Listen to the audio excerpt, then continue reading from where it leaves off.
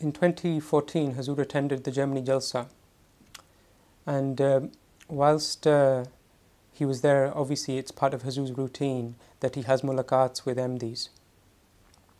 There was one Ahmadi lady I met just after she'd had her mulaqat. She was in her late 40s, and it was the first time in her entire life that she'd had the opportunity to meet Khalifa Waqt. And as she walked out the Hazur's office, I said, how was that? How did you feel? And she said to me that although it was a wonderful feeling, there was one thing I wanted to say to Hazur, but I was unable to say it because of the fact that I was so emotional during the mulaqat.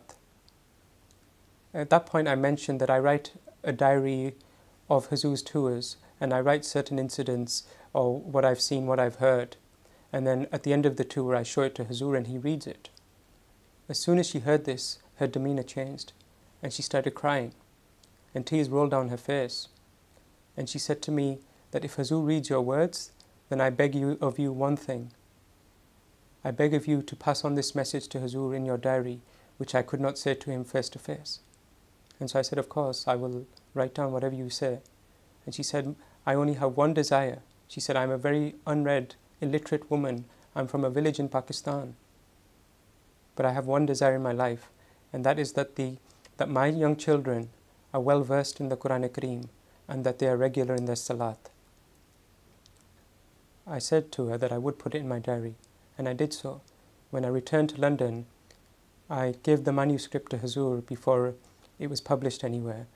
And as per Hazur's routine, he took it to his office, and the next day he returned it to me.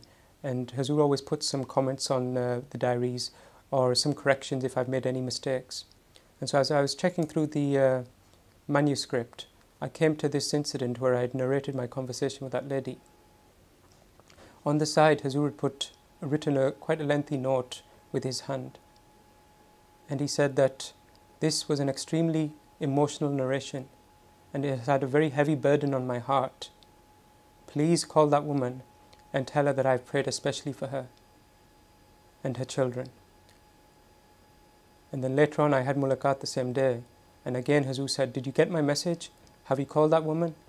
And I had not retrieved her number at that point, but a day or two later I managed to track her down, and when I called her and I conveyed Hazur's message, she just said, all she could say was Alhamdulillah, Alhamdulillah, Alhamdulillah. And this shows that the love of the Khalifa Waqt is not for any individual, for every single Ahmadi, wherever in the world they live.